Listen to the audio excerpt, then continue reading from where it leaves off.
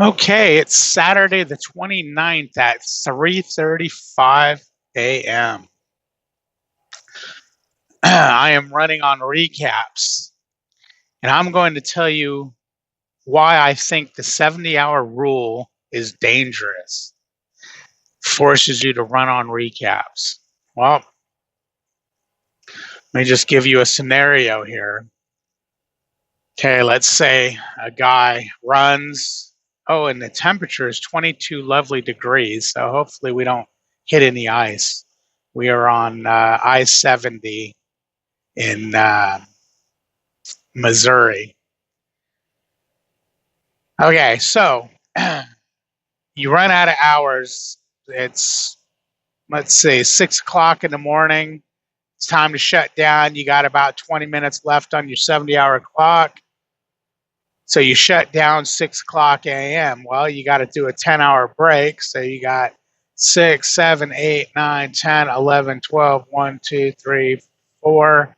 So 4 o'clock that afternoon, you can run again.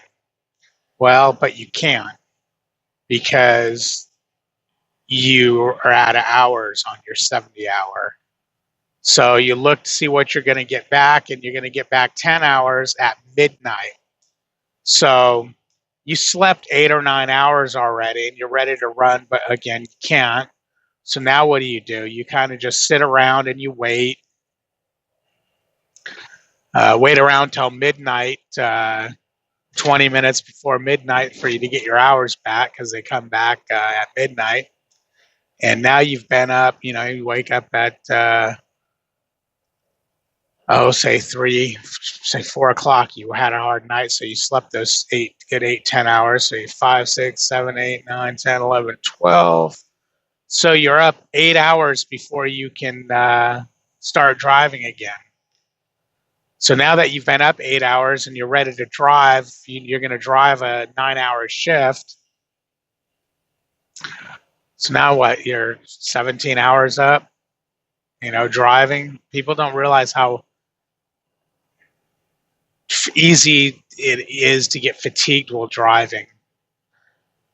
So if they would dump that 70-hour rule, you could have did your 10-hour break and started driving like you normally would. But no, now you had to stay up another 8 hours and then drive another 9, 10 hours. And then to repeat the process again the next day when you run out of hours early in the morning and then have to do a 10-hour break but cannot start because, again, you don't get your time back till midnight. So it's a vicious cycle that repeats itself. And depending on the person, being awake 8 hours and then driving 8, 9 hours, 10 hours, a lot of people can't do that.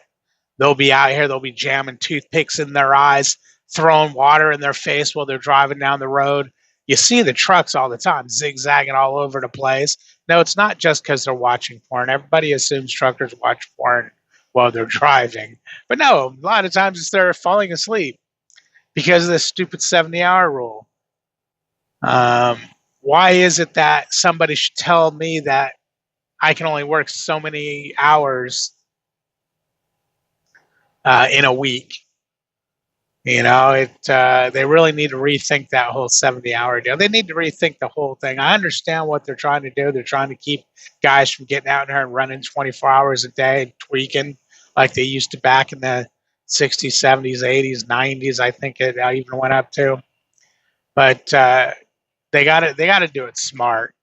Unless they're going to somehow make a pay change in the industry, if you're not rolling, you're not earning, so guys are going to run as soon as they get any hours back. I did it yesterday. I got 4 hours. I mean, I ran those 4 hours and had to sit and wait. They want you to do a 34-hour reset, but it's not always possible. I mean, who wants to do a reset in the middle of Timbuktu? That is something I need to talk to my fleet manager about, though, because I'm not digging this sitting around all day after sleeping to start at midnight to run, your clock. I could do a 35-hour reset and then just start over again. I'm so close to home. I could have just done one at home, pulled in the terminal, done one at home. That's definitely something that you need to discuss with your fleet managers, when to do resets. But that's my take on that stupid 70-hour rule. I just don't think it's safe. I mean, who wants to be driving around with toothpicks shoved in your eyeballs, sleeping while, one eye open? Anyways, have a good one, and we will talk soon. Later.